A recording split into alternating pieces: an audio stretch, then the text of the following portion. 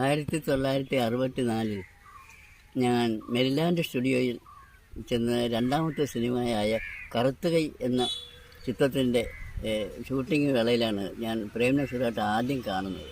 അതിനു മുൻപ് ഞങ്ങൾ തമ്മിൽ ഒരിടത്ത് വെച്ചും കണ്ടിട്ടില്ല. അപ്പോൾ എനിക്ക് തോന്നിയതെന്ന് വെച്ചാൽ എൻ്റെ ഒരു ജ്യേഷ്ഠൻ സഹോദരൻ എന്നുള്ള നിലയാണ് എനിക്ക് തോന്നിയത്. കാരണം എൻ്റെ ജ്യേഷ്ഠൻ സെയിൻറ്റ് ബെർക്വിൻസ് കോളേജിൽ പഠിക്കുമ്പോൾ എൻ്റെ ജ്യേഷ്ഠൻ ബേർലി ജോസിൻ്റെ സഹപാഠിയായിരുന്നു പ്രേം നസീർ. അപ്പോൾ അങ്ങനെ പറഞ്ഞു കേട്ടിട്ടുണ്ട്. അദ്ദേഹം മറ്റേ ഷേക്സ്പിയറിൻ്റെ ഷൈലക്കിൻ്റെ വേഷമൊക്കെ അണിഞ്ഞതൊക്കെ ഇങ്ങനെ പറഞ്ഞിട്ടുണ്ട്. അപ്പോൾ എനിക്ക് എൻ്റെ ഒരു ജ്യേഷ്ഠനെ പോലെയാണ് ഞാനന്ന് കണ്ടതും. പിന്നെ അതുപോലെ ഞങ്ങൾ തമ്മിൽ ഇന്നുവരെയുള്ള പെരുമാറ്റവും സ്നേഹമൊക്കെ ഒരു ജ്യേഷ്ഠ അനുജന്മാരെ പോലെയുള്ള ഒരു രീതിയായിരുന്നു. പിന്നെ എൻ്റെ ഒരു പ്രത്യേകത മാത്രമല്ല, ഞാൻ നടീനടന്മാരുമായിട്ട് ഒരു പരിധിക്കപ്പുറം ജോലി സംബന്ധമായ കാര്യം പറയുന്നതല്ലാതെ കൂട്ടുകൂടാറില്ലായിരുന്നു. അത് മെരിലാൻഡിൽ വെച്ചുണ്ടായ ഒരു രീതിയാണ്. മെരിലാൻഡിൽ അവിടെ ടെക്നീഷ്യൻസും നടീനടന്മാരും തമ്മിലൊരു നല്ലൊരു അകൽച്ച അവിടുത്തെ ഒരു രീതിയിലുണ്ടായിരുന്നു. അവർ കയറുന്ന വണ്ടിയിൽ ഞങ്ങൾ കയറാൻ പാടില്ല, ഞങ്ങൾ കയറുന്ന വണ്ടിയിൽ അവർ കയറാൻ പാടില്ല.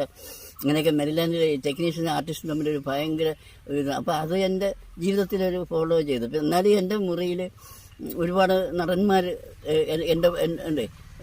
എന്നോടൊപ്പം താമസിച്ചിട്ടുണ്ട്. പക്ഷേ പ്രേം നസീർ അവർ വേറൊരു ലെവലിലായതുകൊണ്ട് അദ്ദേഹം ഒരിക്കലും ഞങ്ങളൊന്നിച്ച് താമസിക്കേണ്ട സാഹചര്യം വന്നിട്ടില്ല. പിന്നെ അദ്ദേഹം ഒട്ടും തലക്കനോ ഒന്നുമില്ലാത്തൊരു, ഒരിക്കലും ദേഷ്യപ്പെടാത്ത അങ്ങനത്തെ ഒരു സ്വഭാവം നമ്മളൊരു നടനിങ്ങനെ. ബാക്കി എല്ലാവരും ഇപ്പോഴവരൊക്കെ എന്തെല്ലാം ഈ പുതിയ നടന്മാരൊക്കെ എന്തെല്ലാം ഈഗോയാണ് കാണിക്കുന്നത്. ഇദ്ദേഹത്തിന് അങ്ങനെ ഒരിക്കലും ഒന്നും കണ്ടിട്ടില്ല. രാവിലെ 5:30 മേക്കപ്പ് ചെയ്യാൻ മുറിയിൽ വന്നിരിക്കും കുളിച്ച് റെഡിയായിട്ട്. പിന്നെ അപ്പോഴും ആരെങ്കിലും വേറെ ആരെങ്കിലും മേക്കപ്പ് ചെയ്യണമെങ്കിൽ അതിന് ദേഷ്യപ്പെടുകയോ അതിന് പരിഭവപ്പെടുകയോ ഇങ്ങനെയൊക്കെ ഒന്നുമില്ല. വളരെ സൗഹൃദമായ ഒരു പെരുമാറ്റമായിരുന്നു ഇദ്ദേഹത്തിൻ്റെത്.